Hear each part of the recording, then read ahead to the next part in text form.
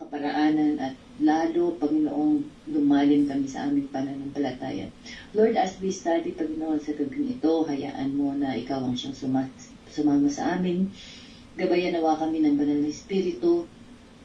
Pagkalooban mo nawa ng katalinuhang magmumula sa iyo ng mga bagong revelasyon si Pastor Bernard habang siya ay nagtuturo sa amin. Patuloy mo siyang bigyan ng katsagaan at katalinuhan, Panginoon, na nanggagaling sa iyo. Lord, continually humble him before you at hindi, Panginoon, pop up ang kanyang knowledge, ang kanyang ability, kundi makita lamang ang gloria mo sa kanyang buhay. At kami, Panginoong, lahat na makikinig, buksan mo po ang aming spiritual eyes, spiritual ears, and spiritual understanding upang ang lahat ng aming marinig, hindi lang namin basta marinig, ito po tumimo sa aming mga puso, mai-apply namin sa aming mga buhay at lakada namin ang iyong mga salita.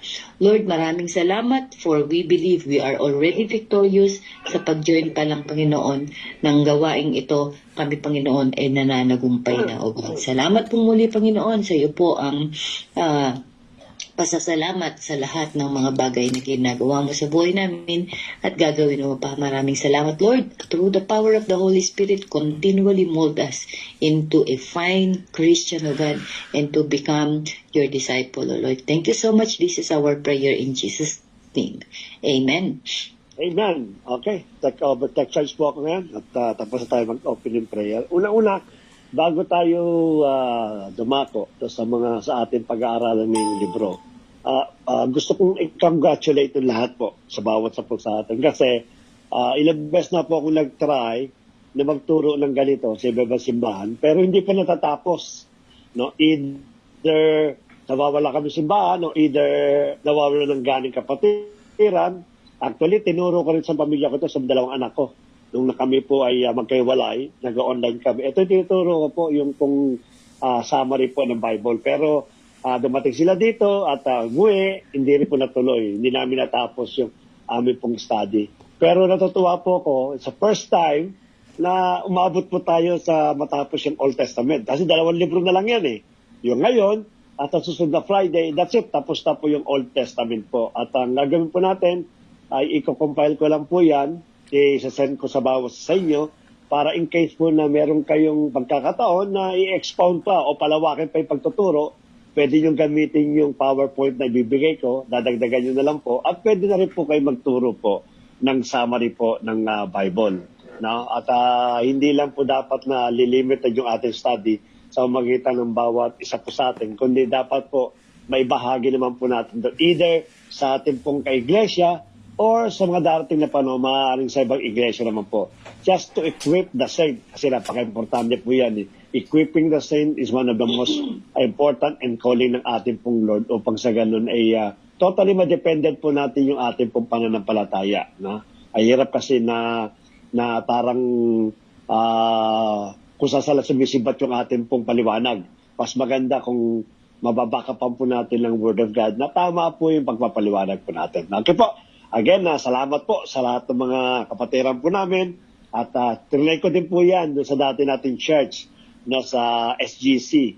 Unfortunately, hindi po nag-materialize kasi it seems that some Christian really they don't interested about the Word of God, about the Bible study. Kaya dito lang po at nagpapasalamat po ako at I hope na magpatuloy pa po tayo sa mga darating nating pag-aaral. So ano po yung huling second book to the last ng Old Testament? At alam ko po na alam ng bawat sa po sa atin itong librong ito. At maganda po itong librong ito. Mamaya paliliwanag ko kung bakit maganda rin yung libro. Actually, lahat ng books ng Old Testament and New Testament, kung talaga magkakaroon lang po ng interest, napakaganda ng mga istorya po dyan. No? Full of wisdom, full of knowledge, full of information, full of moral values. Yan ang pinakano po talaga dyan. Na kung talagang magtsatsaga lang tayo talaga, makikita po natin na somehow pagka po nasimula natin ito at nakita po natin yung istorya, nagkakaroon sometimes tayo ng addiction sa pagbabasa po ng Word of God. Maganda po yan. Isang positive na attitude po, maging addictive po tayo sa Word of God. So again, simula po tayo sa ating pong second to the last book. Yan po ay ang Book of Zechariah. Yan. Na ang ibig sabihin po ng Book of Zechariah is God o Yahweh remembers, no? Bakit po katulad ng binanggit po natin na ang pangalan po ng isang tao during the Old Testament, it is related either sa pangyayari sa buhay po niya o yung kanya pong gaganapin, yung kanya magiging task sa ating pong Panginoon. So ang Sekaraya po, it is a reminder sa ating pong Diyos na yung kanya mga pangako po during the panahon po ni Abraham at ng mga tinawag po niyang mga man of God. Though, binabanggit din po sa iba pong libro, pero ito po yung meaning ng pangalan niya. Yahweh o God remembers. Ano po ba i-remember po niya? But before na ma-expound po natin ito, of course, papasok tayo, sino ba si Prophet Sekaraya? Para mas maganda natin mapag-aralan. Actually, nabanggit na po yan si Prophet Sekaraya sa libro po ni Nehemiah. Na if you try to remember, if you try to go back again to the book of Haggai, sa book po ng Ezra at sumunod po yung Nehemiah, nabanggit na po dyan si Prophet Sekaraya. Isa po yan sa mga key personnel na nag-rebuild ng temple po ng Israel. Yung pong temple po ni King Solomon. So, the prophet Zechariah is just one of over 30 men named Zechariah in the Old Testament. Marami po yan. Pag binanggit kasi yung pangalang Zechariah, napaka-common. No? Para sa Pilipinas, yung pangalan pong Peter, yung pangalan pong John, yung pangalan pong Edwin, yung mga common na names.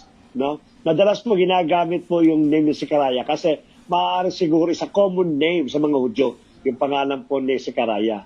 So maraming beses po nabanggit po yan, different person, different era, different dispensation, at pero ang meaning po nila isa lang po, no? Yahweh remembers. Now, his name Yahweh has remembered, which might also be a good summary of the prophetic word that bears his name. Kaya nga sabi ko sa iyo, may kinalaman tong meaning ng pangalan niya sa kanyang prophetic works. No? We know little about Zechariah personally, except that he was a priest as well as a prophet and was a contemporary of Zerubbabel and the prophet Haggai. Kasama po silang bumalik po ni Haggai at Zerubbabel, pabalik po ng bansang Israel. In fact, sa New Testament po, may pangalan pong Zechariah. Sino po ang nakakatanda ng pangalan ng Zechariah sa New Testament? Sino po ito? Yan, trivia before tuloy po natin. Kay ni John the Baptist. Yan. It is the father of John the Baptist, yung pinsan po ng ating Panginoon sa Kristo. Ang pangalan po ng tatay po niya is Zechariah. Pareho po ng spelling po yan. Okay? So, sumunod po tayo. Zechariah lived during the time of Judah's restoration. Ito na kasi sa Judah po siya. When the exiles has returned from Babylon and were rebuilding the temple in Jerusalem, which around 520 to 470 BC.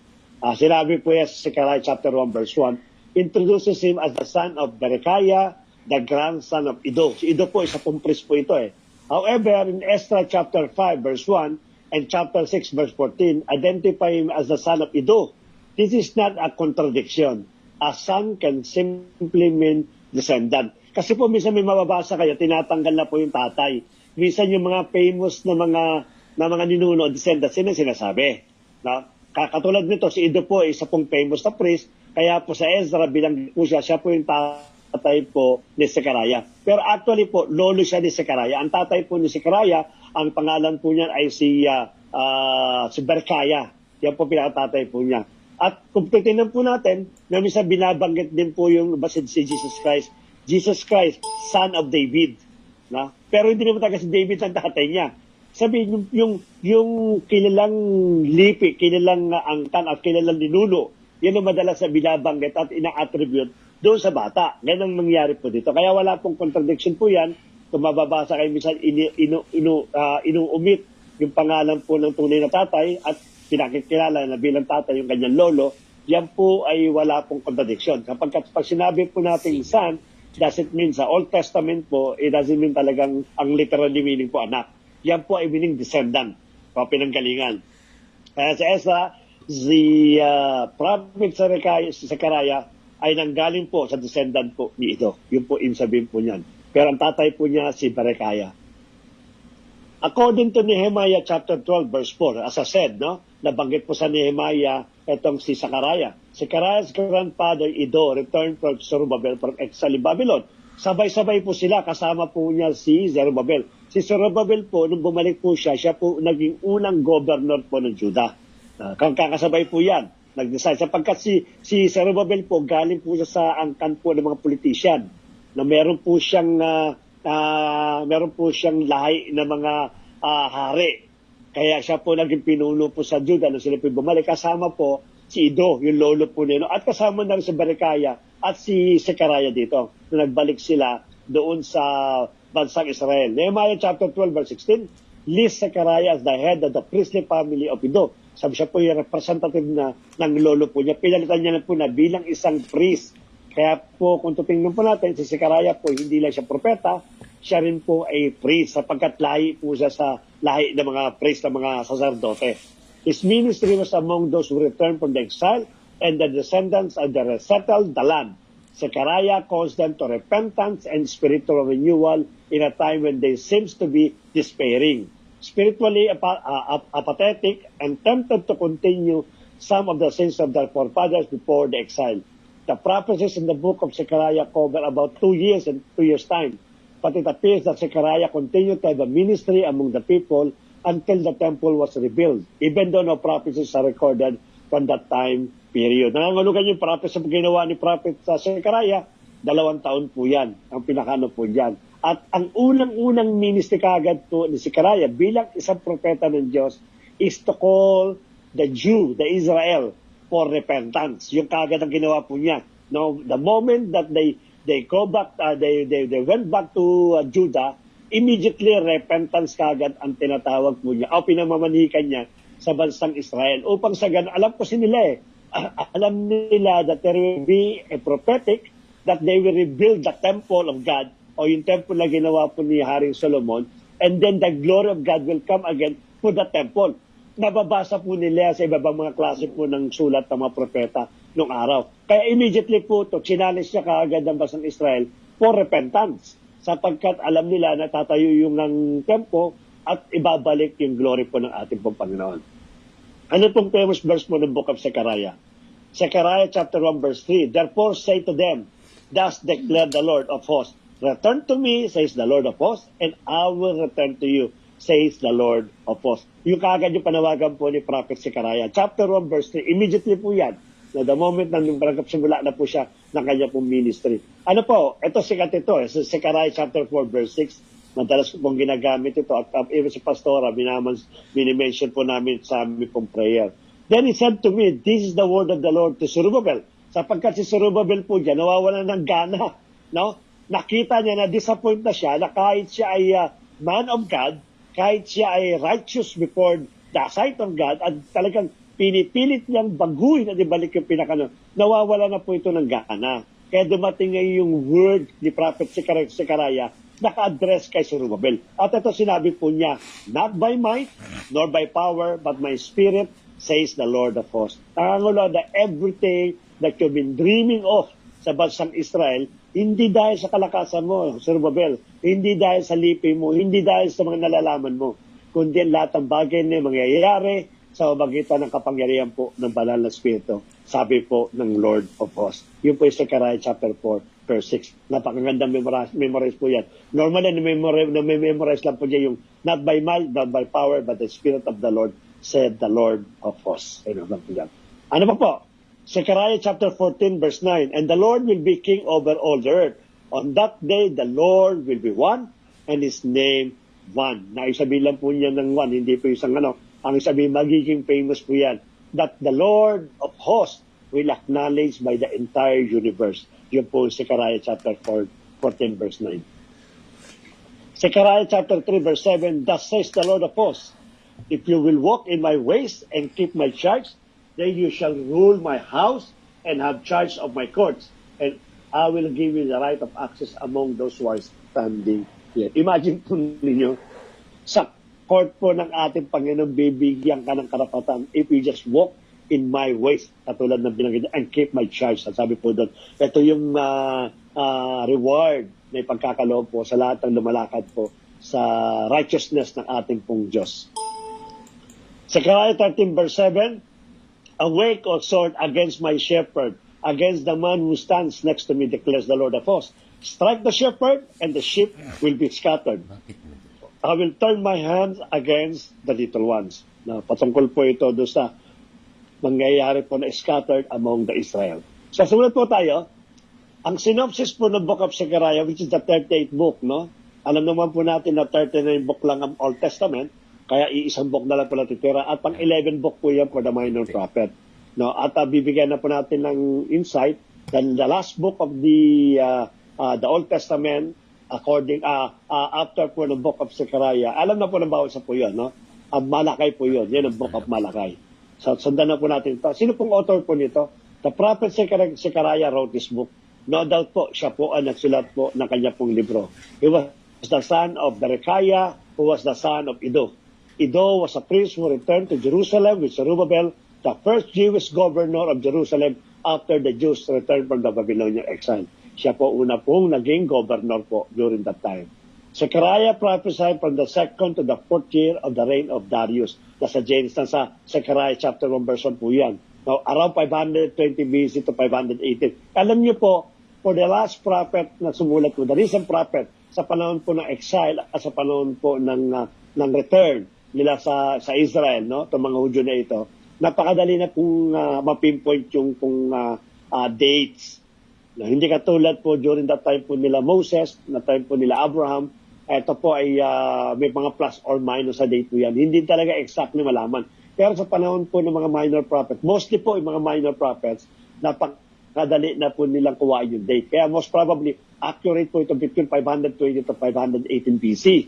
No, yun po yung kanya pong time o ng kanya pong prophecy. Along with his contemporary, si Haggai, si Zechariah was instrumental in organizing and inspiring the Jews to finish rebuilding the temple, which is nasa Esdra po yan. Alam naman po natin na sa Esdra po talaga ay ibinigay niya lahat ng kanya, pero nakapag-boost po ng moral ni Governor Zerubbabel, ito po si Esdra along with Prophet Zechariah. Nung nirebuild po nila yung temple. Kasi nawala na po ng gana dyan si Zerubbabel. Nung nawalan po siya ng hope, the way na nakikita po niya takbo ng kanila pong bayan, so nawalan po siya ng hope. But because of the inspiration coming from Zechariah and Esdra, kay Haggai, nakuha po nila, adapt na influensya po nila sa Zerubbabel upang ituloy at itayo nga po yung second temple. Ano po pinaka-maintain mo to? Faithfulness and restoration. No? Ang pinaka-maintain nito, 4 po ito, but mostly po ito, walang masyadong negative ito. Kasi yung kanyang prophecy during that time na ito, nung restoration pa, na wala na yung pagsakop ng Assyria, wala na yung pagsakop ng Babylonian. Kaya ang prophecy po dito ni Prophet Zechariah, mostly po ito, it is a future event. Yung panahon ng hindi lang na Messianic, but rather go beyond the Messianic kingdom. Yun pong karamihan prophecy po yan. So, kaya titilap po nyo, faithfulness and restoration. Yun ang kinakailangan po na kasi ibinigay na ng Diyos kung ano yung future ng Israel pagdating ng panahon. At kasama doon, yung kanyang faithfulness at restoration nga po. The recurring theme of the book is restoration. Remember, kay Prophet Haggai, binanggit yung remnant, no? Because of the remnant, sa book of Haggai, nagkaroon ng pag-asa itong Israel. May mga tao kasi na matutuwid. Natatandaan natin sa Sodom and Gomorrah, tinanong ni Abraham. Kung may makikita kang ganito ng karaming matuwid, nagbawasan na nagbawas, no? Ang sabi ng Diyos, hindi niya gugunawin ang Sodom and Gomorrah because of the few remnants. Dito po sa bansang ito, sa panahon na ito, hindi lang sa panahon ni Haggai, sa panahon din po ni Zechariah, because of the remnant, nagkaroon ng hope itong bansang ito. At binanggit nga po dito yan ni Prophet Zechariah. If the remnant returning from the exile obeys the Lord, the prosperity of the land will be restored. Tama po yun. Pangako ng Panginoon yan. Throughout the book, passages of judgment and disobedience alternate with promises of restoration for those who follow the Lord. Ito po pinakaano pa niya, faithfulness and restoration. Kasama po, magiging resulta po ng restoration kung mananatili pong faithful ang bansang Israel sa atin pong Diyos. Ano po yung pangalawang thing? Forgiveness. Na bakit? Zechariah includes several images to describe the effect of forgiveness. In chapter 3, verse 3 to 5, sinfulness is being addressed in filthy clothes. Kasi ito nakikita po ng Diyos eh. Wala yung righteousness, nakikita niyo yung filthy clothes. And forgiveness is to be clothed in festal apparel with a clean turban on one side and an angel standing on one side. God's people will be the apple of my eye. The moment that they ask for the forgiveness, no, again, sabi ng ating Panginoon, my nation will become the apple of my eye. The concluding chapter of the book describes the restored and forgiving people of God as living where there is no cold or frost, no darkness, and where where the Lord will become king over all the earth. Ang akala nila itong restoration na ito, before we go with the next slide, nangyari na ito kay Prophet Zechariah kasi nagre-rebuild na sila ng temple But let us remember, tayo po kasi may mga tayo nakakapag ng benefits ng pagbabasa ng entire Bible Kasi alam natin hindi talaga nangyari ito kay Prophet Zechariah, hindi nangyari ito kay Prophet Haggai, no? At hindi nangyari ito sa mga nauna pa. No, alam natin na mangyayari ito upon the return of the Lord Jesus Christ. Yun ang pinakano. Pero ito sa kanila, yung hope nila, nakala nila during that time na nagkakaroon sa ng rebuilding, plus of course yung mga binitawan pong salita ng mga propeta ng Lord, akala nila, that's it, this is the time that again Israel will be, become great nations. Pero hindi nga po yun nangyari. Pero nandiyan po yung tinatawag nilang forgiveness, paghingi ng tawad po ng basang Israel, upang yung kanila pong cloth ay maging festal apparel. God as a refiner, it will never change. From the beginning until this day, until the end of the world, God as a refiner. Siya mo mismo talaga ang nagre-refine sa bawat sa puso natin. God as a refiner of God's people. As the process of refining, purifies and strengthens metal is found not only here in chapter 13 verse 9, also in Isaiah, in Jeremiah, Daniel, and Malachi, binabanggit po yan that God as a refiner. Siya po nagre-refine sa bawat isa po sa atin. The image confront us with the age-old question of God's role in a human suffering. So, magitan po ng suffering din po, sabi natin, ginagamit ng Diyos yan upang i-refine yung isa pong tao. Kaya tayo po madalas, pag nakakaroon po tayo ng suffering, never complain, sapagkat ito yung process po ng Lord in order to refine you to become more, better, and more gold, pure na gold, ang minahanap po ng ating pong Panginoon. God of all, active in history, Lord of all the earth. God not only calls forth leaders for the people of Israel, but it is active on their behalf, punishing their enemies. God is the Lord of all the earth. And Zechariah foresees a time when many nations shall join themselves to the Lord. People from many cities and nations will seek the Lord of hosts in Jerusalem and entreat the favor of the Lord. Many nations will join the chosen nation of God, but also many nations shall condemn the chosen nation of God. Marami rin po yan at pakikita po natin dito kung paano po ididil ng Lord yung mga bansang naging kakampi ng Israel o nagkaroon ng mercy, nagkaroon ng pagtatanggol sa Israel at yung mga bansang lumaban po sa Kanya. Lahat po yan dadaan sa ating pong Panginoon. Either yan po ay magkakaroon po ng reward o magkakaroon po ng punishment. Let us proceed, no? Na ano po yung introduction po ng book of Zechariah. Zechariah is set after the return of the exiles from Babylon to Jerusalem. Ito po yung eksena na kung sa si Prophet Zechariah po nagsimula magsulat nung sila po nakabalik na from the exile. After po ng Persia conquered Babylon. We are told in the book of Ezra that Zechariah and Haggai together challenged and motivated the people to rebuild the temple and look for the fulfillment of God's promises. At this is sabi ko sa inyo, nakala nila, the moment that they rebuild the temple, ito na yung God's promises. Ito na yung prophetic word na binanggit nila Prophet Isaiah, nila Ezekiel, kanila ito na po yun. Long ago, Jeremiah, the prophet said that, kay Jeremiah binanggit, the prophet said the Israel exile would last for 70 years.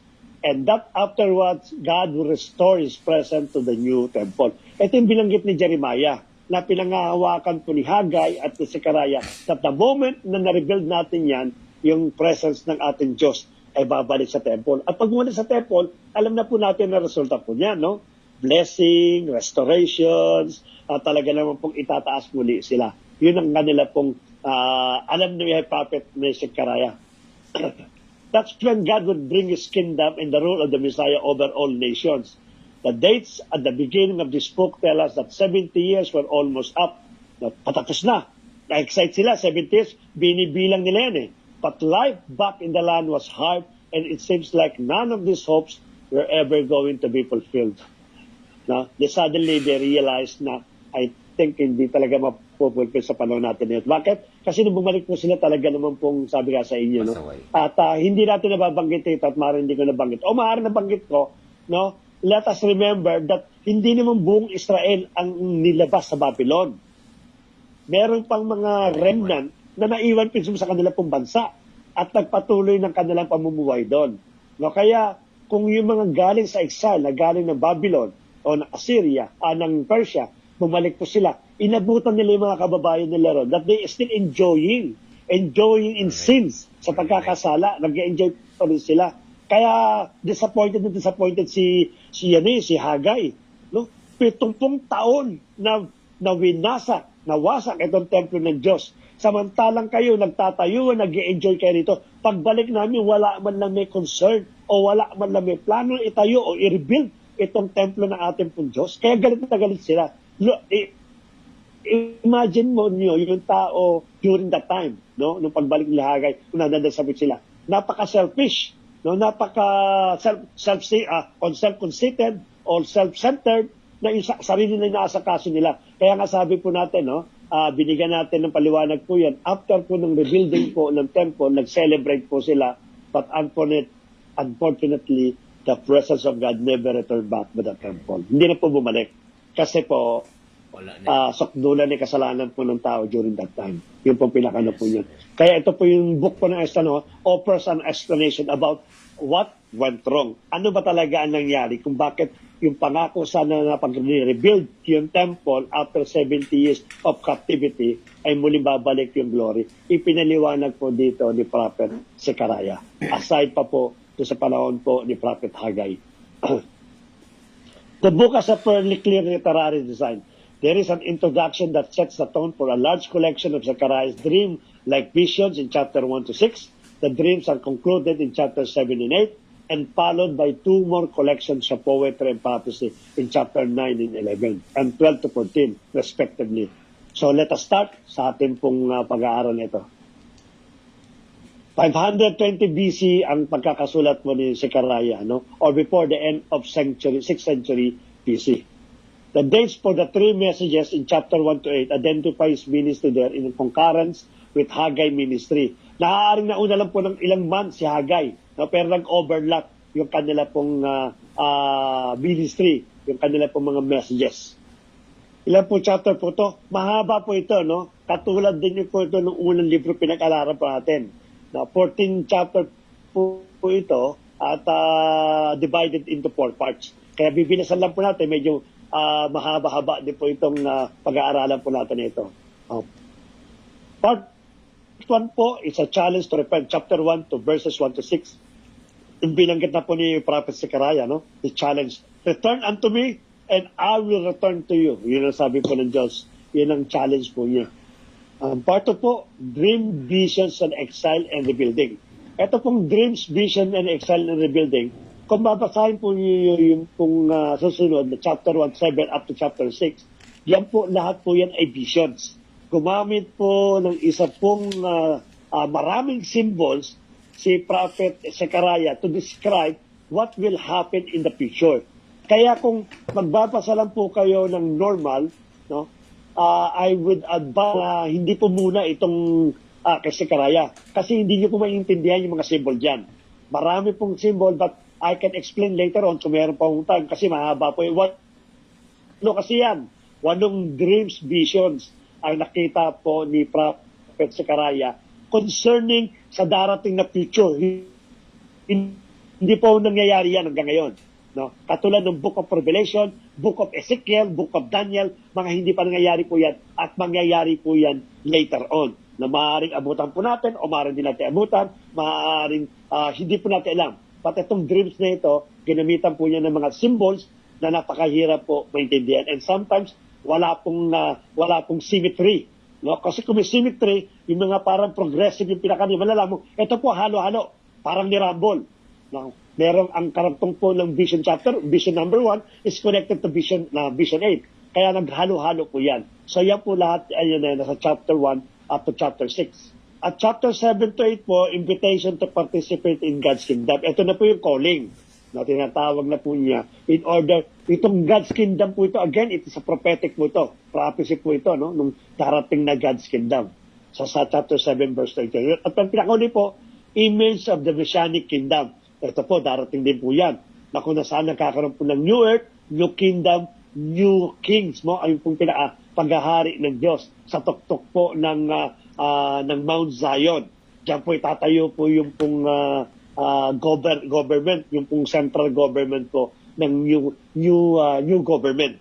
At ang pinaka-sentro po, pinaka-makapangyarihan pong uupo dyan all around the world, ang ating pong, walang ibang kundi ating pong Diyos na buhay, ang ating pong Panginoon sa Kristo. So, simula po tayo. Challenge to report.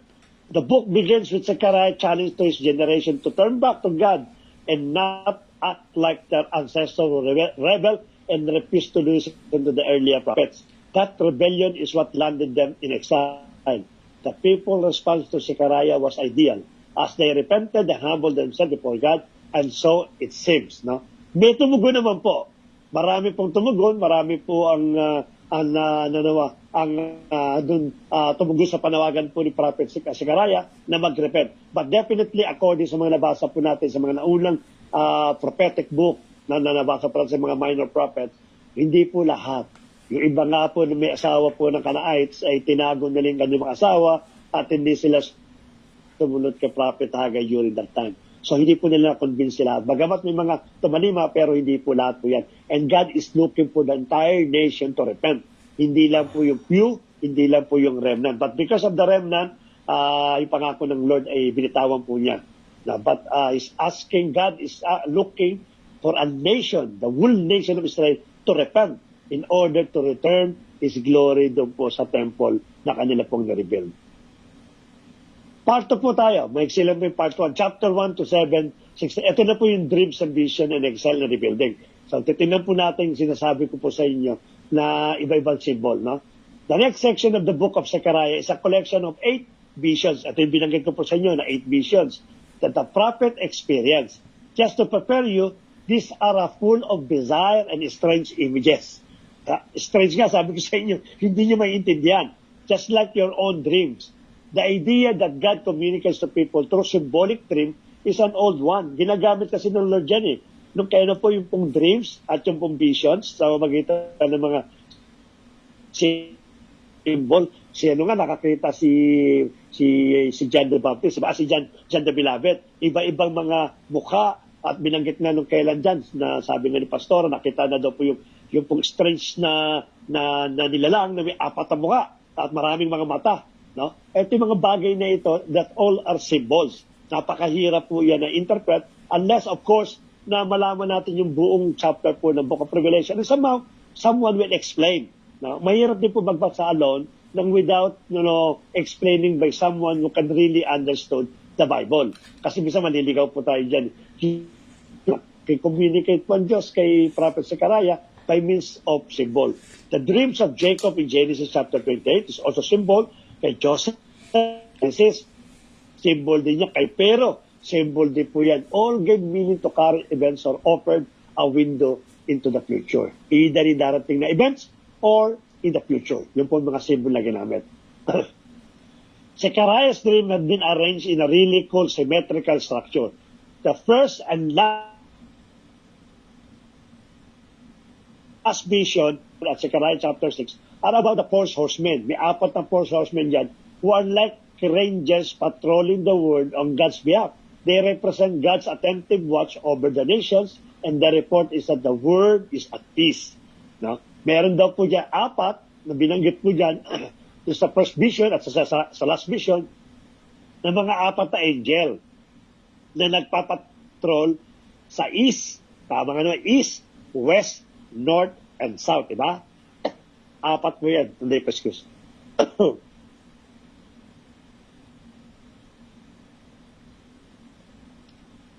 Kaya kung titingnan po ninyo, lapat na lapat po yan eh. 4 na angels po yan. Kung titingnan po ninyo yung direction po yan, yan po yung north, south, east, and west. Nangangahulugan, until this very moment na tayo pinag-aaral, there are angels, no? Ito po ay hindi po normal na angels. Ito po ay mga watchmen na ang specific na kanila pong trabaho is only to look what is really happening in the world. No? And I do believe also that these four angels, na as I said, hindi po normal na angels po yan, may specific trabaho po yan, they are the one also will report to the heavenly God, to our Father, in order to impose the 7 years of great tribulations. Kasi sila nagre-report siya kung yung status po niyan eh. God raised up, saan po tayo? Wildlife Rangers patrolling the world on God's behalf. They represent God's attentive watch over the nation. Yan yung mga watchmen nga na binanggit ko. And the report is that the world is at peace. Right now, they said, the world is at peace. Nasa Zechariah po yan. In Zechariah's day, God raised up Persia to conquer Babylon and bring relative peace. Tama po yun. No? After kasi ng Assyria, which is they suffered a lot, which is they experienced brutality and torture, kalindi sa Babylon, no, ginamit naman ng Lord itong Persia para po sakupin itong Babylon at magbigay nga po ng peace. Nakakala ngayon dito, ito na yung binabanggit ng Diyos na kapayapaan, na peace. No? The question arises, if the 70 years of Israel exiles are nearly up, patatapos na, sapagkat ipinangako po kasi yan yung peace after po na kanilang 70 years of captivity. Patapos na po yun sa panahon po ni Prophet Zechariah. The question arises if the 70 years of exile, Israel exiles are nearly up. If there is peace, is it now the time for the Messianic kingdom in Jerusalem? Ito na ba yung Messianic kingdom na sinasabi? God responds by saying that He will fulfill those promises, but He leaves the issue of timing strangely unanswered. No, hindi sinagot po ng Diyos na ito na yung panahon ng Messianic kingdom. Patala naman po natin, ito yung benefits po natin na nakapagbasa ng Biblia. Alam po natin na during that time ni Zechariah, hindi po nangyari yung Messianic kingdom. Nangyari po iyan at hindi rin po sa panahon po ng ating Panginoon sa Kristo. No? Hindi po Messianic kingdom ang panahon ng ating Panginoon. Siya po yung bomba. Yung unang pagbaba po niya. Now, let us remember, pag binanggit po natin ng kingdom, ang pinakabida po sa kingdom ay ano?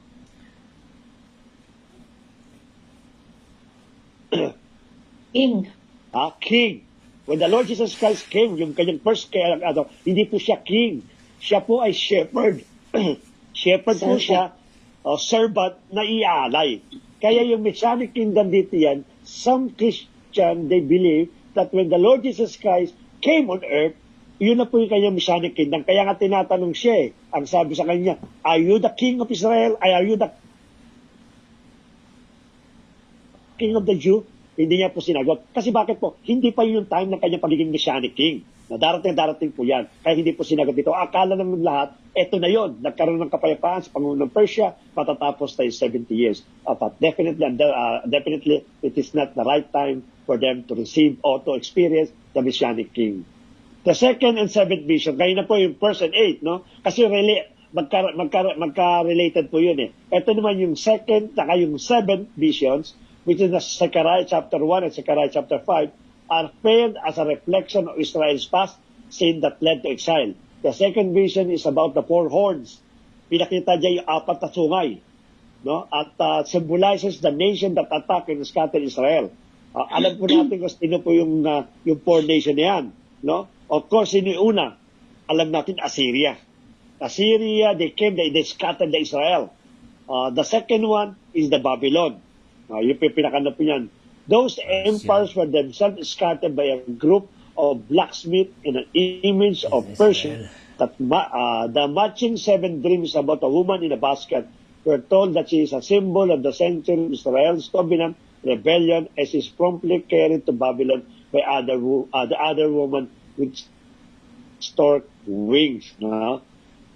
Po dyan na pinakan sa 4 na kingdom po yan, yung pong Romance Empire. Yung pong pinakan po dyan. Nakalimutan ko yung pangatlo. Babanggitin po natin yung 4 na kingdom na prophetic na binanggit po nag-scattered later on siguro o mga sa ibang araw po ipakikita ko po sa inyo.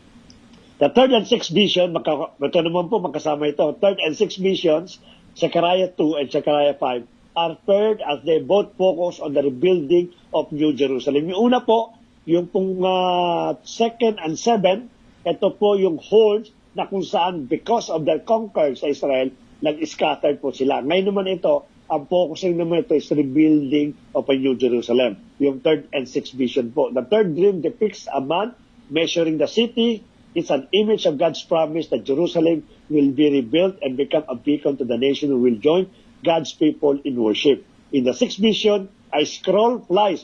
May lumilipad na pong scroll around the New Jerusalem, punishing thieves, liars. The idea being that the New Jerusalem is a place purified by sin by the scriptures. Ito po yung mga meaning po yan. If you try to read, sabi nga sa inyo, yung Book of Zechariah, makikita nyo po yung binabanggit kong mga symbol po dyan na talaga naman pong unimaginary. Talagang hindi nyo maintindihan. No? Para lang po for your information. Meron tayong explanation dito, katulad ng binagdugo po, titignan po natin kung aabot po tayo sa explanation ng walang vision po niya or maaari siguro sa ibang panahon, tatalakayan po natin yung vision po. Kasi related po yan sa, sabi ko nga sa Book of Revelation at sa darating pong kingdom ng atin pong Panginoon. Katulad ito, may scroll daw po na lumilipad at ginawa po na pininosahan yung mga makasalanan, nangangulugan lang daw po na ang Israel daw po, Jerusalem, will be purified by the word of the word of God. Actually, sinabi ito from the scriptures, no? But to be honest, ang word of God na binabanggit po ito, it is the Lord Jesus Christ who will purify the sins. Because, sabi nga natin sa John chapter 1, verse 1, He is the word of God, no? At kasama po niya ang ating pong Panginoon. The fourth and fifth visions are the center of the dream section. They're about the two key leaders among two key leaders dito na binanggit mo sa fourth and fifth vision na siya raw pong para magiging champion ng Israel. No? They're about the two key leaders among the return exile. Joshua, hindi po ito si Joshua noong panahon po ni panahon po ni Moses. No? Actually, yung pong pangalan na binabanggit po dito, yung original po, hindi po siya letter O. Letter E po yan, Jeshua. No, but because it is differ only, but ang ating pong Panginoon, kung tutusin po yung ating yung original pangalan po na ating Panginoon si Yeshua, which is also Joshua din po yon. Nag-iba po yung letter, pero ito po yung Joshua. Etong si Joshua na binabanggit po dito, ito po yung priest na kasama po nila Zerubbabel at ni Haggai na bumalik po na kanila pong bansa. No, isa po siyang priest na matuwid at meron po siyang paninindigan sa ating Panginoon. Isa po siyang high priest. At ang pangalawa po si Zerubbabel, a royal descendant of David.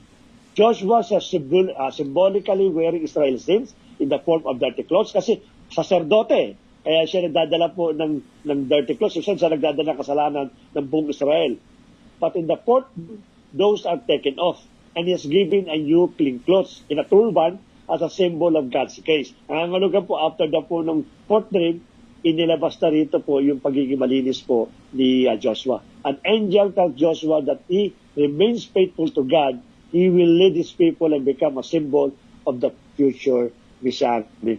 Nangangulugan po, parang typology ng ating pong Panginoon during that time po nung pagbabalik po nila. Ito si Joshua. Actually, si Joshua po na typology rin po ng ating Panginoon.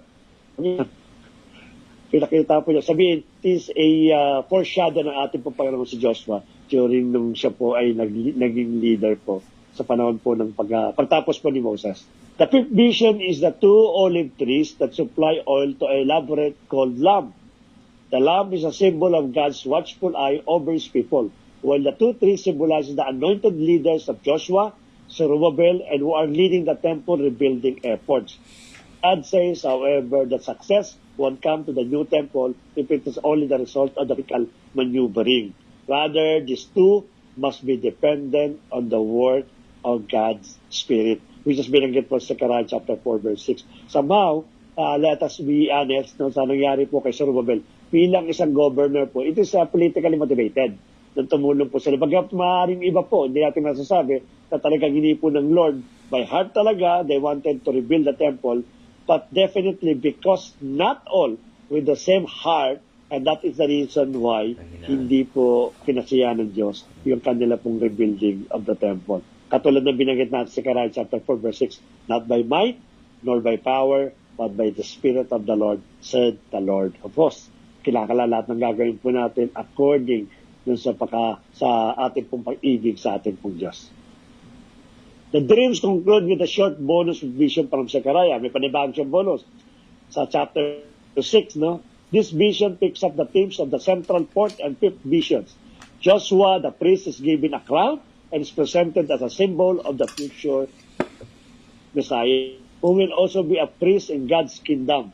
However, Zechariah says all this will be fulfilled only if the current generation is faithful to God and obey the terms of the covenant. Alam na po ni Zechariah po yun. No? In order to happen this messianic kingdom, no, the generation should be faithful to God and obey the terms of the covenant. Kinakalang bumalik sila ng 100% sa pangunguna po ng ating Panginoon. Altogether, this three vision emphasizes how the coming of the messianic kingdom is conditional upon the generation become faithful to God. No? Magkakaroon po yan. Kaya nga sabi po natin, na just a glimpse ng messianic kingdom, no? The Lord will come down.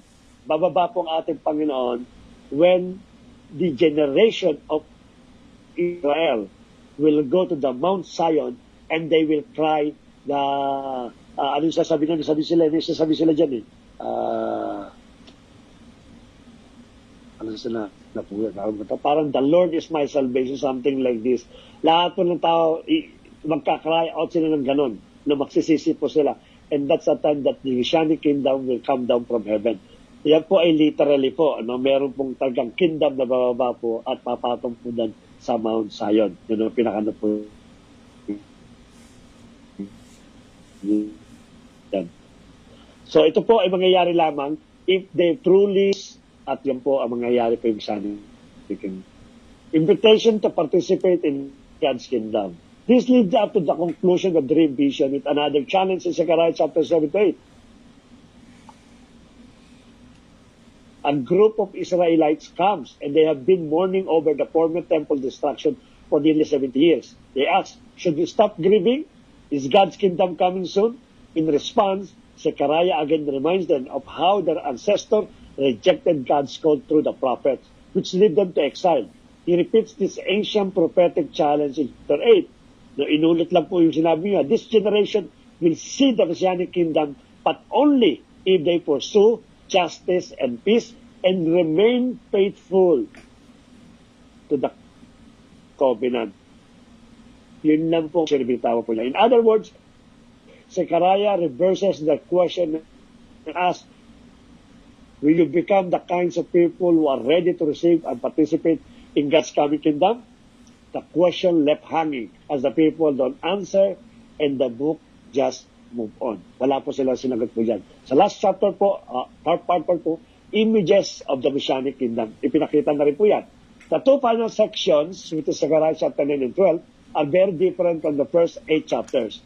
Each one is kaleidoscope collage of poems and images about the future Messianic kingdom. As ito nga sasabi sa inyo, pinakilala na ito o ipina-glimpse, yung pinakapasinag kung ano yung Messianic kingdom. The first, which is chapter 9, describe the coming of a humble Messianic king riding in a donkey into the New Jerusalem to establish God's kingdom over the nations. Alam po natin na nangyari na po ito yung na sumakay po sa donkey. Now, when the Lord Jesus Christ is about to enter again the Jerusalem, he rode on the donkey. No? At ipinakita po natin yun. The king is then symbolized as a shepherd over the flock of Israel. He is rejected by his own people kung pag-ride ng donkey. Pangalawa, ang sabi ng ating Panginoon, there is no prophet that will be honored by his own nation, by his own country. Kaya nireject po siya bilang isang shepherd ng kanya po mga tupa. He is rejected by his own people and the leaders who are symbolized as a shepherd. As a form of discipline, God hands Israel over to those corrupt leaders. This then raises the question, will Israel's rejection of the shepherd king last forever? That's a big question. Let us proceed. The final section answers with a clear no. It's another mosaic poems of images about the future Messianic kingdom. With imagery very similar to the poetry of Joel and Ezekiel, these chapters depict the New Jerusalem as the place where God's justice will finally confront and defeat evil among the nations. However, God will also confront the rebellion of His own people. Hindi po makakatakas po yan, ang Israel. Sabi ko sa inyo, no? Wala po nakakatakas sa kamay po ng Diyos kahit po yan ay, ang tawag doon, ay chosen nation. He's going to pour out His Spirit upon them so that they repent and grieve over the fact that they rejected the Messianic shepherds. The final chapter 14 concludes with the New Jerusalem as a gathering point for all the nations. The city becomes a new Garden of Eden with a river of living water flowing out of the temple to bring healing to all creations. And that's where the book ends. Zechariah leaves you to ponder the connection between chapter 1 to 8 and 9 to 14. The point seems to be the future kingdom of the book's second half will only come when God's people are faithful to the covenant at the first half made clear. Last slide po tayo. Reading the book of Zechariah is a wild ride. These visions and poems are full of startling imagery and they don't really follow a linear flow of thought. That's actually part of the point. It's like a history or our own lives, which don't always fit into the neat or daily patterns. The prophets offer us glimpses, sabi ko nga sa ganyan, glimpse lang po yan, of God's hand at work, guiding history toward His purpose. So ultimately, Zechariah invites us to look above the chaos and hope for the coming of God's kingdom, which should move in the present moment. That's a challenge of Zechariah offers to all generations of God's people. Let us proceed po sa mga ating pong moral lesson. Dalawa lang po ito. God is faithful. People give up on marriages and relationship. We give up on our dreams, in our solutions. We give up on our work and sometimes on our faith. But God never give us on us. He is always be faithful from the beginning until the end of this world. He is ready to bless us again with the presence when we begin to seek Him. Sabi nga natin, it's a matter of choice. Ito yung message last Friday, It is a matter of choice. If your choice is to seek God, definitely you will find Him, and definitely magkakaroon tayo ng maganda pong kinabukasan kapag siya po nangunguna sa bawat sa atin. Therefore say to them, thus declared the Lord of hosts, return to me, which is your choice, says the Lord of hosts, and I will return to you, say the Lord of hosts. If you just only decide to choose to return to God, ang sabi ng ating Panginoon, babalik ako sa iyo at i-restore ko yung lahat ng bagay na kinuha at ninakaw sa iyo ng kaaway mo. And even more than you expect, more your expectations. Ang pangalawa po at pangalawang huling lesson, what God requires for these people. Ano ba requires about sa atin?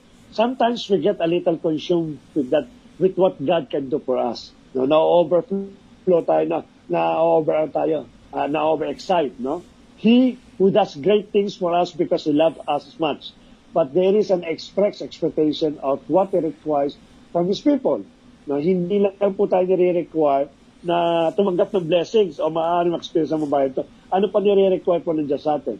Thus says the Lord of hosts, render through judgment, show kindness, and mercy to one another. Yun po yung nire-record niya sa bawat sa atin.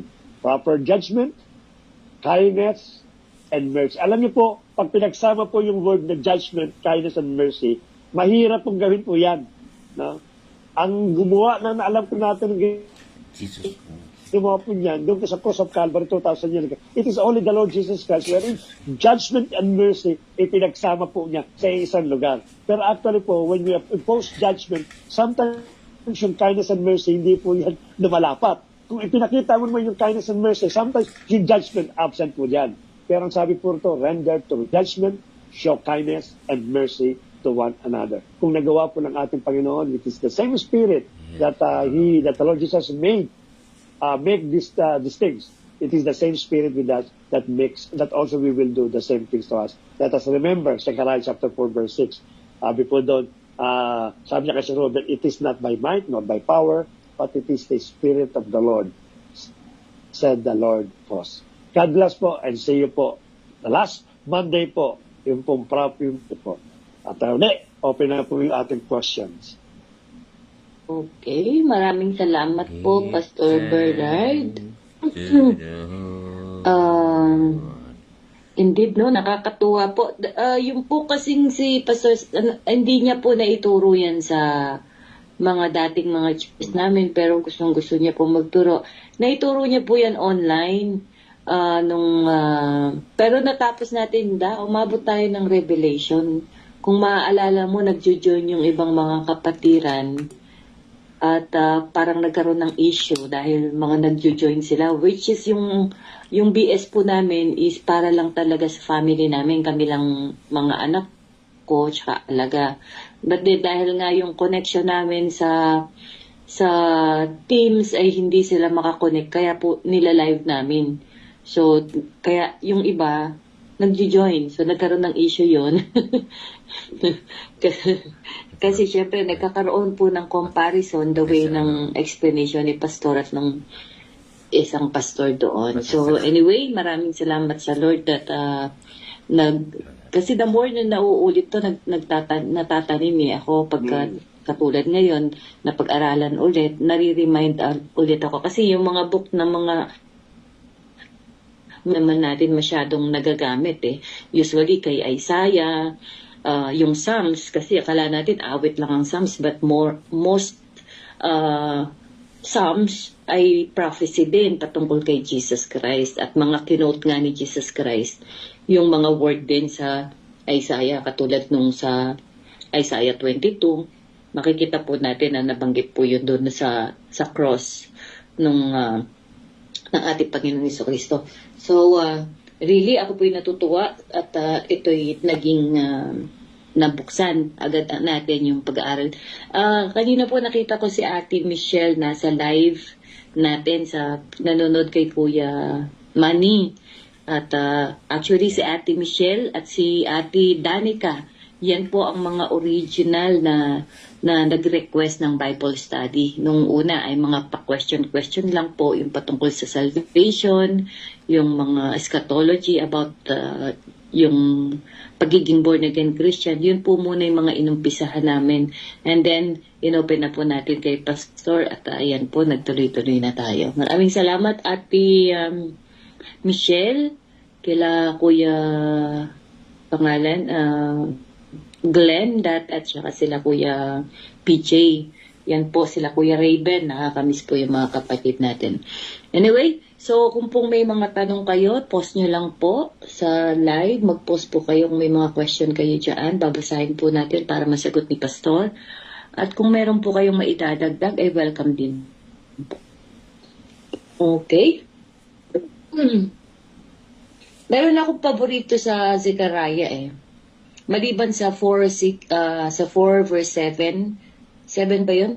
4 verse 6, yung not by might. Not power, but by the Spirit of the Lord. Yung sa 10, gusto ko yon. Yung sinabi niya, do not despise a small beginning, because God is pleased when the work is started, because it has begun. No? Sinabi ka sa Romel. Oo. Natutuwa siya dun sa mga small beginning. Katulad, at ako na-inspire ako dun sa word na yon dahil madalas kasi, di ba, sasabihin natin, ate, ikaw na sa ikaw nang mag-tithes and offering exhortation. Ang sagot ng mga kapatid, tsaka na pas, pagka yung sanay na ako, di ba? O kaya, kuya, mag-pray ka, opening prayer ka ha. Tsaka na pas, pagka sanay na akong mag-pray. Kasi, yung small beginning, sabi nga nila, kung uumpisahan mo ngayon, then after 1 year, sanay ka na. Pero kung uumpisahan mo sa 1 year, after, di ba? Yung nag-umpisa ngayon, tapos ikaw sa next year ka pa mag-umpisa, sanay na yung nag-umpisa agad. So, anong ibig ko sabihin? Yung small beginning natin, hindi not by might nor by power, but by the Spirit of the Lord.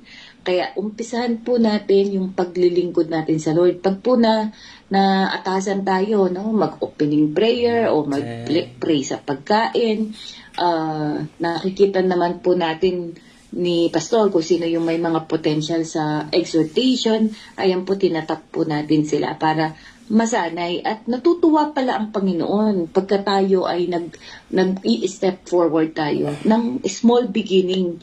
Hindi po kailangang napaka-expert na natin agad sa panalangin, kailangan agad sa presiding, Hindi po kailangan napakaganda ng boses natin para magpaawit na tayo agad.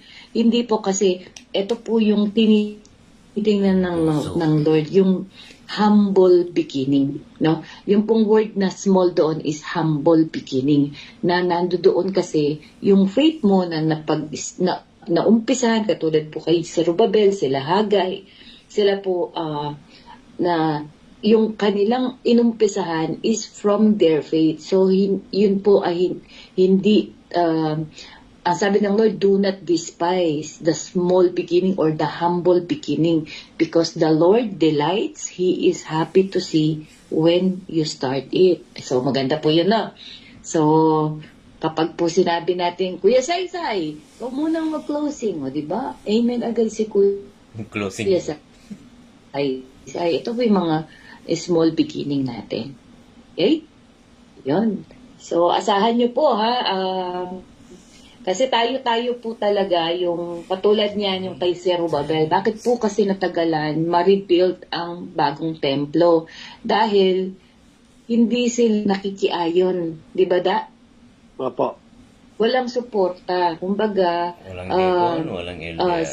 sila lang yung gustong magtayo. Tapos gusto nila, puro pareklamo yung mga tao. Gusto nila, ay, hindi katulad yan ang ginawa ni Haring Solomon. Less ang glory dyan. Ang dami pong mga yung mga side comment ba? Huwag po tayong magpapadistract katulad nila si Zerubbabel. Hindi po sila sa mga opposition na hindi yan maganda. O, di ba? Pag tayo, hindi mo siya masyadong magaling mag-preach, hindi mo masyadong magaling mag-pray. Huwag po nating, huwag po tayo mag-focus sa mga sinasabi, mga side comment. Focus po tayo doon sa faith natin, na yung ginagawa natin is para sa Panginoon. Okay? Para po tayo magtagumpay. Mukhang ko question na. Walang nagtatype. Tingnan ko sa kabila. Question. Yeah, So, sige, ikaw. Sige, ikaw. Yeah, para magkaroon tayo ng interactive ng discussions. No? Hindi ko yata, maaaring hindi ko nasabi, pero ang tanong ko ito, no? Sa mga, si Hagay, no? At of course, si Sarai, nabanggit na natin ngayon. No, of course, kasama pa dyan si Ezra, yung nagtayo ng wall. Si Nehemiah. Ito mga tao ito, ipinanganak yan outside Saudi Arabia, outside Israel, no? Pinanganak sila sa panahon ng Babylon yan, sa lugar na yun. At actually, wala silang kalam-alam kung ano nangyari talaga, literally. Of course, may mga propeta na inabot. But ito mga taong ito, sa according sa mga nabasa ko, sila ipinanganak na doon. So, kumbaga sa hindi na alam kung ano yung glory glory ng temple ng ating Panginoon at ano yung naging istorya, sapagkat somehow throughout the generations, nabubura na yung glory ng Lord eh. Kaya nga naging masama yung tao. Kasapagkat yung kanilang nakaugalian ng araw, unti-unting kinakain na ng maling culture, maling tradition, maling paniniwala ng iba. No? Ang tanong ko, saan nakuha ng mga taong ito yung zealousness na maglingkod? Paano sila nagkaroon ng ganong kaalab na manumbalik at talagang nagpursige sila na ikayatin na manumbalik sa ating Panginoon? Hindi naman nila talaga naranasan talaga yung glory day at kung ano yung ginawa ng Diyos sa Israel nung araw bago pa sila. Maraming taon pa yan, hundred of years bago sila dumating.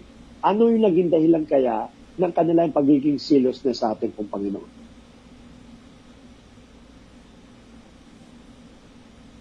Sige po, may gusto pong sumagot?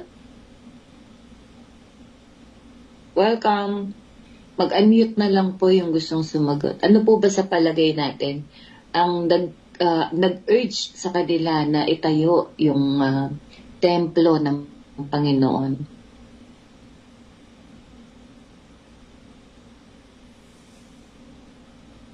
Okay, wala po.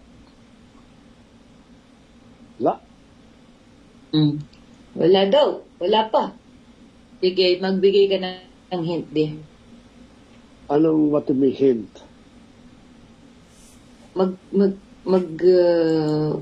Magbigay ka ng Ayun, si Kuya Manny, nakita ko. Kuya Manny, sagot ka ba? Bumaligtad lang ang camera ni Kuya Manny. Okay, wala. Ang ano ko, sabagay nasa Babylon sila, no? Pero, kaya nga di ba dun sa Deuteronomy, ibig sabihin second reading, na palaging utos doon is continually to tell your children kung ano yung ginawa ng Panginoon. Paano kayo niligtas from Egypt. Yun po palagi yung inuutos ng mga prophet ng Panginoon, nila Moses, sa mga descendants during that time, para nga daw po hindi makalimutan ang Diyos sa buhay nila. So, I do believe na may mga kwentong nakarating sa kanila patungkol sa mighty na ginawa ng ating Panginoon.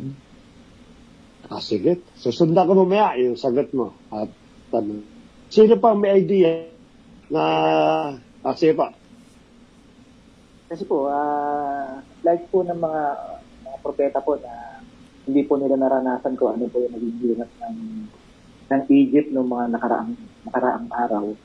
Tulad po natin sila na kung wala pong maghihayag sa atin, hindi po natin malalaman ang katotohanan. Kasi sabi nga po, ang katotohanan na magpapalayas. Okay. Paano po natin na matututunan ang pananampalataya dahil po sa pakikinig ng salita ng Diyos.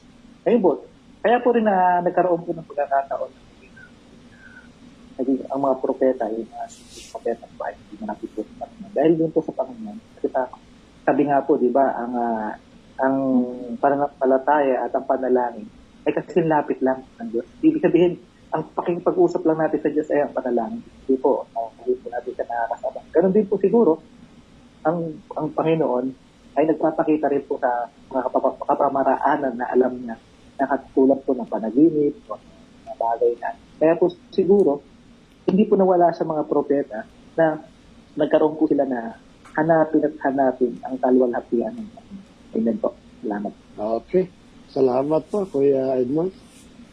Sino po? Dadagdagan ko mamaya pagbubuin natin. Sino pa ang may idea? Idea para maganda. Hindi naman tayo wala may idea. Wala, giniginaw sila. Okay, go. Ako giniginaw din. Okay, ganito. Sundan ko lang yung sinabi ko ni Pastor at ni Kuya Edmart, no? Tama po yun, no? Sinabi po sa Biblia, sa panahon pa lang po ni Moses, yun daw pong salita ng ating Panginoon, yung mga nasusulat, dapat daw po yan ay nire-recite sa mga bata. Ano ang purpose nila? Ang purpose nila is para hindi malimutan, no? From generation to generation to another generation to another generation, it will, relay yung pong Word of God. At let us remember na pag binabanggit kasi itong mga great man of God, yung mga propeta na ito, binabanggit yung kanila po mga ninuno. Katulad ngayon kay Prophet Zechariah, binanggit si Ido, na isang priest. No, I do believe si Ido, malaking influensya sa apo niya. Sapagkat, at maaaring kay yung sa tatay si Bersikaya, no? Maaaring doon din, naisalin din po doon. At hanggang dumating kay Prophet Zechariah. No? The only things, ako tinanong sa inyo, no? Hindi lang po maaari si Prophet Zechariah, but the entire Israelites, ganun na naging practice nila. Sinasabi ng mga magulang at mga salinlay pa mga magulang, yung pong word, yung pong salita ng ating Panginoon. It so happen lang, ang gusto ko lang ipuntos dito, na kahit pala siguro mapakinggan mo salita ng ating Panginoon, kung di nagiging proper ang response mo, baliwala din sa'yo, ba? Katulad ng mga taong bumalik po ng kasabay nila si Rubabel, hindi rin nila tinayo yung templo, kundi nag-una sila sa kanilang mga sarili bahay. Kasi bakit? Kasi kala natin, Word of God, tapos na. Okay na yon. Yan ang pinakanap po doon. O maaaring naituro sa'yo, okay na. Hindi pala ganon. Kinakailangan pala, ikaw mismo ang pipili na gugustuhin mo yung ganitong bagay. And that is the time that will come, yung binanggit nga ni Kuya Edmar, na maaaring dito makita ng Lord at gamitin at mag-reveal sa'yo ng mga bagay na gusto niyo iparating sa bawat sa atin. Kaya importante po yung makikinig ng salita ng Diyos. That's normal for us na mapakinggan po yung mga Word of God. But our decision to do kung ano yung napapakinggan po natin, mas mahalaga po yun sa Diyos. At maaaring ito ang naging kaparaanan ng mga propeta na ito kung bakit sila mismo ang ginamit po ng ating Panginoon. The way they accepted and the way they live, yung mga naituturo sa kanila siguro na ating pong na kanila pong mga magulang, yun siguro ang in-embrace nila. Kaya dumating sa punto na ganun kasilos na sila. Maaaring binabanggit ng mga ninuno nila nung araw sa templo ni Solomon. Ganito nangyayari. Ganito yung process ng Panginoon. Yung panahon ni Moses, yung presensya ng ating Panginoon. Ito siguro, napakinggan nila, and yet, ina-adapt nila. Sila mismo napakaganda pala ng ganito. Kaya siguro yung kanilang lalim at yung kanila pong seriousness nga na magpatuloy sa pagre-rebuild at magpatuloy sa pagkalakad sa kalsada ng ating pong Panginoon. Ganun lamang nung sila'y bumalik po talaga. Kasi kung tutuusin po natin, personally, hindi sila yung hindi sila yung first hand na nakaranas nito. Maaring second o maaring third, no? Hindi nila nakita talaga ng totoo, hindi talagang kinukwento ng kanilang mga ninuno. But because of, even though they never personally witnessed these things, alam nila na talaga ito yung nangyayari sa kanila, na-excite yung kanila pong puso, kaya dumawak at lumalim yung kanila pong pagnanais na talagang gamitin ng ating pong Panginoon. Katulad na lahat na napapakinggan po natin ng mga salita dito sa Bible Study Month, sa prayer meeting o sa Friday service, kung ang desire mo talaga is gamitin ka ng Lord, ang desire mo talaga is lalo ka pang maging makumit at maging malalim sa ating pong Panginoon, hindi lang sapat po yung pakikinig sa Kanya. Let us all desire, no? Kung ano man yung napakikinggan po natin, and definitely, yung pananampalataya po natin darating po yan. Yun po sa akin. Mm-mm. I also believe that God has His own way kung papaano no, may own way ang Lord ng kapamaraanan para marinig mo, makilala mo siya. Kay Moses, di ba? Siya ay kumbaga lumaki na knowledgeable, talagang yung custom and tradition ng Egypt ay yun yung talagang natutunan niya. But then, bakit may alam siya patungkol sa Diyos? Kasi di ba yung kapatid niya, si Miriam, siyang nag-alaga sa kanya. Kumbaga, hinire pa rin siya. Miriam, yung nanay. Yung nanay niya mismo, di ba, nagpanggap na yaya niya.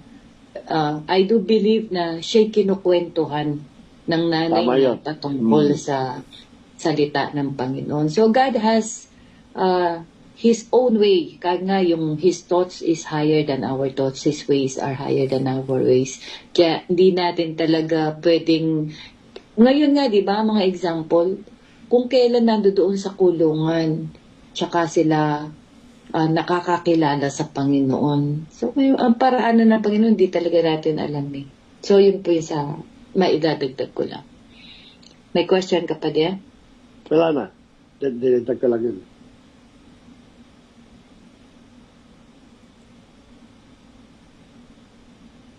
Mm-hmm. Okay, may question pa po kayo? Or wala na? Okay, so dahil po ang pinag-uusapan natin is the rebuilding of the temple. And during that time, the physical temple ay yung mga panambahan. Yung templo kung saan pumupunta yung mga tao para manambahan. So sa atin, sa panahon natin, maliban sa katawan natin bilang templo ng Panginoon, yung body, yung church, ay yung pong ating physical na church. No? Ito pong ating panambahan. At ito po may apply po natin sa iglesia natin because we are in a humble beginning. Nag-uumpisa pa lang po tayo. Pero ang Panginoon, alam ko, natutuwa siya sa nakikita niya sa bawat isa sa atin. Nandiyan po kasi yung nakikita namin ni Pastor na pagmamalasakit ninyo sa iglesia. No? Sa worship team, sa transpo, maging sa kitchen, yung mga maliliit na bagay na ginagawa po natin, paglilinis ng faith house, paghugas ng pinggan, yung nakikita po natin na wala pong nababurden dahil lahat po ay nagtutulungan. So, we are the new generation, Zerubbabel, Ezra, Hagay, Zechariah. Tayo po yung mga new generation na yan. Tayo po yung magsama-sama para maitaguyod natin yung panambahan natin, yung templo ng Panginoon.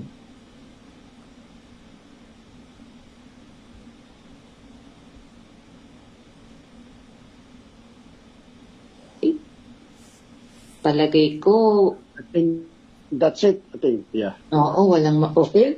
Palagay ko malinaw naman po, no? Dahil Saka malamig. Malamig. oo. Tsaka hindi kasi continuation lang din ng mga nakaraan. It's about the rebuilding of the temple.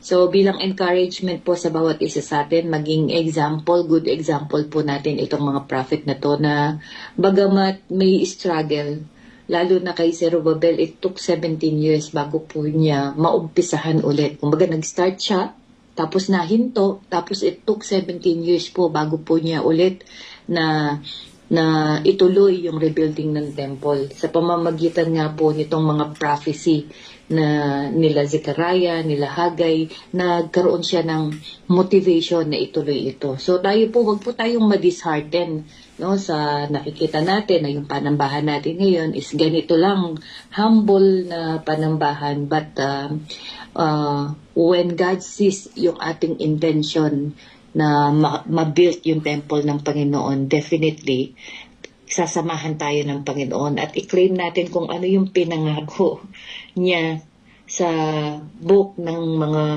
small prophet na to, na it is not by might nor by power but by the Spirit of God. Hindi po yung kaya natin gawin, kundi kung anong kayang gawin ng Diyos ang siya pong panghawakan natin. Yung righteous right hand po na pagkilos ng Panginoon ang siya pong asahan natin sa iglesia po natin. And we personally thank you, Daddy, no, sa inyo pong lahat na talagang, actually, ito pong group natin na to sa Bible study, kung sino yung talagang merong intention na patuloy na mag-aral ng salita ng Diyos, eto dito talagahan, kaya tayo po yun. At tayo po talaga yung magbibuild ng templo. And we personally thank you in behalf ni Pastor Bernard sa lahat po ng mga effort po at support ninyo sa aming mag-asawa at sa Iglesia ng Panginoon. Oh, ang ganda po yung sinabi niyo, divided we fall, united we stand. Sino sabi? Si King Arthur to, di ba? Ah.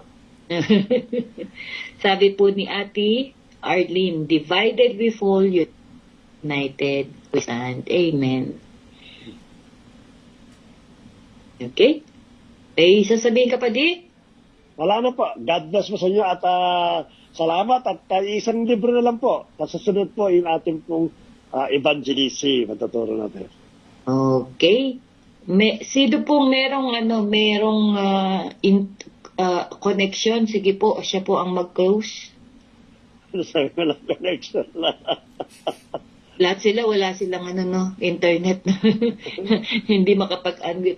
Naka-duty ka, Ate Arlene?